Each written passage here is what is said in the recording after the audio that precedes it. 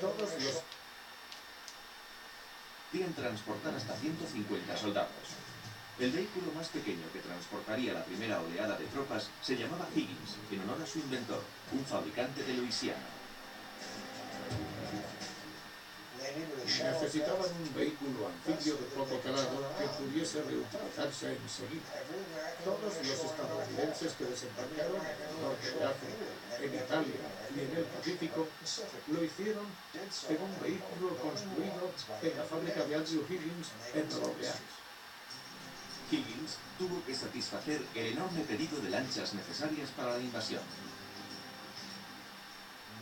La fábrica pasó de tener 80 trabajadores a 30.000, de los que la mitad eran mujeres.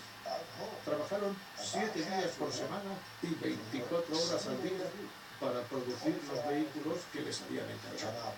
Y lo lograron. Mientras las fábricas norteamericanas continuaban produciendo cada vez más equipos bélicos, la industria y las estaciones ferroviarias alemanas seguían derrumbándose bajo las incursiones de la aviación aliada. Temiendo que su industria bélica se hundiera, los aviones de la Luftwaffe regresaron al cielo alemán para defender sus ciudades. Los aliados consiguieron así la supremacía aérea sobre Francia.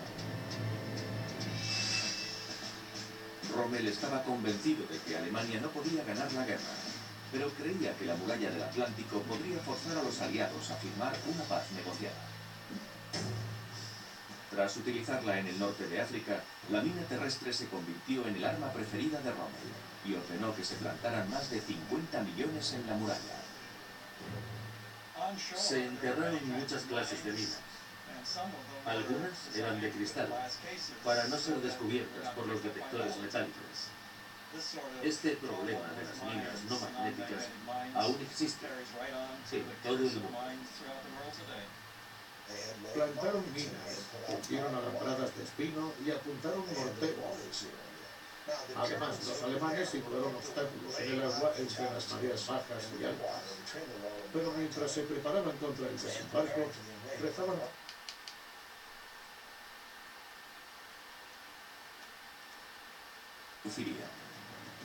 y para confundirles, los aliados iniciaron una operación de desorientación que denominaron Fortitude. Consistía en hacer creer a los alemanes que el desembarco se realizaría en Calais. Crearon un cuerpo de ejército falso al que llamaron Primer Grupo Militar Estadounidense. El general Patton estaba en Inglaterra, pero se sirvieron del hecho de que sus discursos siempre causaban expectación para hacer creer que iban a Calais. Además colocaron equipos y tanques hinchables para engañar a los aviones de observación. Otro elemento clave fue enviar información falsa a través de espías alemanes que operaban en Inglaterra y a los que se obligó a trabajar como agentes dobles. Los británicos les dijeron, o bien te pegamos un tiro en la sien o trabajas para nosotros, y naturalmente trabajaron para ellos. Los agentes dobles convencieron a los alemanes de lo que ya sospechaban. Los aliados enviarían a Patton contra Calais. Que si tuvo éxito la operación Fortitude, realmente los aliados no podían pedir más.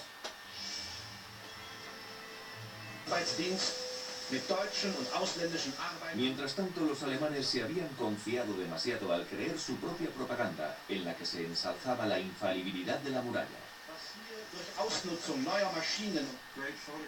En realidad no tenían tantos cañones de grueso calibre, pero sacaban muchas fotos de los pocos que había. Con sus reportajes pretendían intimidar a los aliados, aunque tampoco eso surtió efecto. Sin embargo, en Alemania sí tuvo éxito la propaganda de la muralla con la que se protegerían de los norteamericanos y británicos.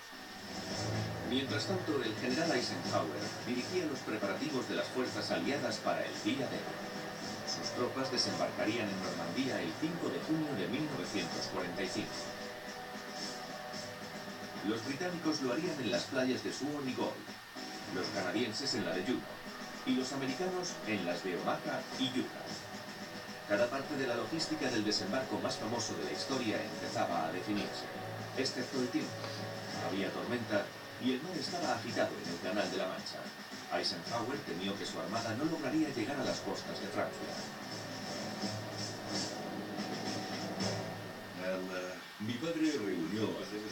comandantes para conocer su opinión. Monty propuso que se iniciase el desembarco, pero el comandante de la Marina y el de la Fuerza Aérea opinaban lo contrario. Así que se decidió retrasar la operación. Se dio la contraorden a los barcos y los aviones. Si el tiempo mejoraba, Eisenhower ordenaría cruzar el canal y desembarcar en Francia. Si no, se retrasaría la invasión hasta el 19 de junio, coincidiendo con la siguiente marea alta. En la mañana del 5 de junio, los meteorólogos aseguraron a Eisenhower que el tiempo mejoraría, pero el cielo estaba completamente cubierto. La lluvia era muy fuerte y mi padre dudaba si ordenar el desembarco en esas condiciones.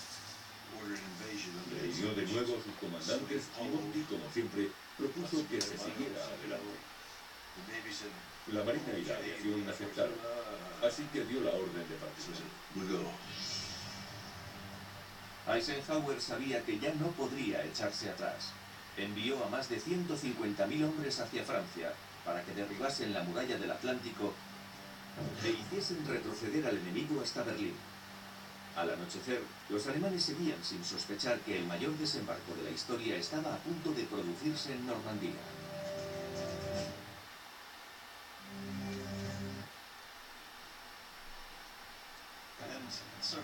La artillería de la flota contaba con los cañones de 355 milímetros de los acorazados, cuyos proyectiles pesaban media tonelada.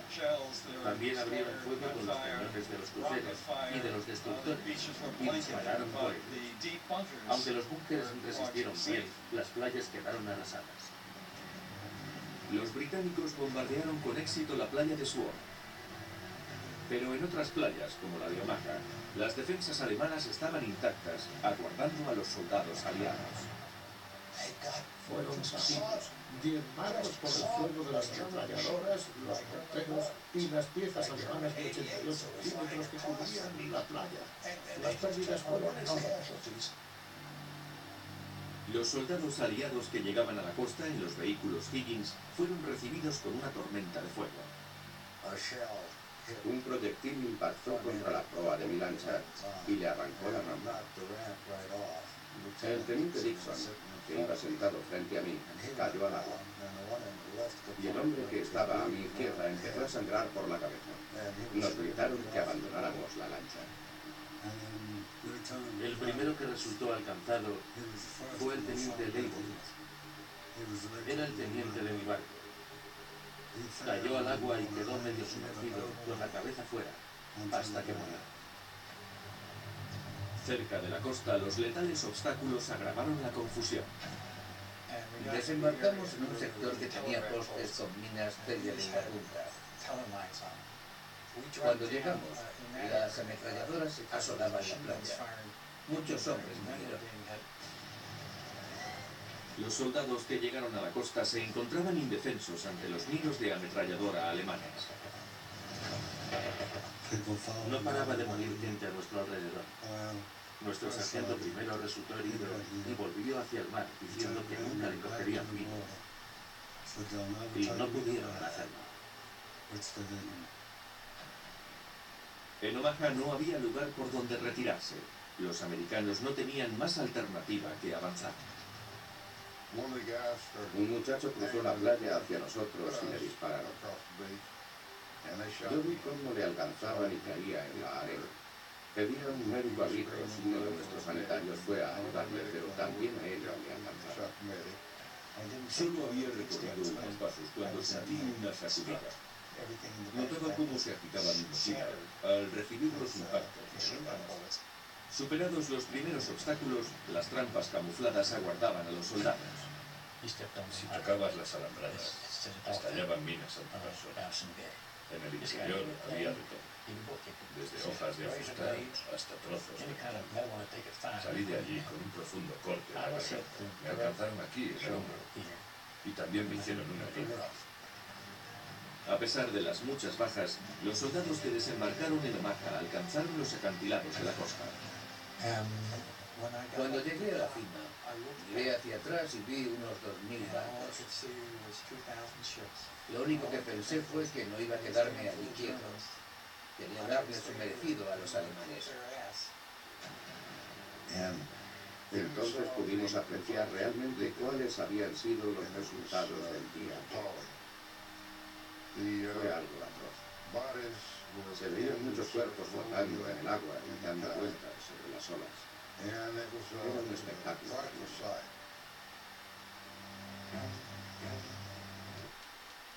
Posto llegaron a París y en la primavera de 1945 habían cruzado el Rin en Alemania. Si me preguntan cómo cayó la muralla del Atlántico, diré que fue gracias a la gente que la atacó. Por eso cayó. En las 6 décadas que siguieron al final de la Segunda Guerra Mundial, gran parte de la muralla fue desmantelada y la mayoría de los cañones se utilizaron como chatarra.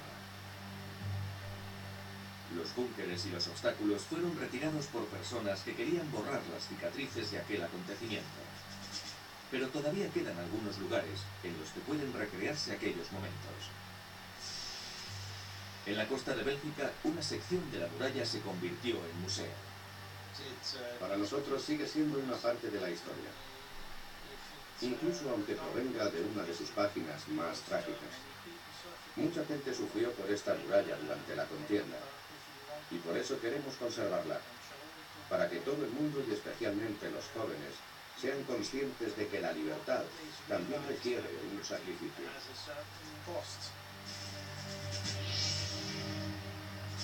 En ningún otro lugar puede apreciarse mejor ese sacrificio que en las playas de Normandía.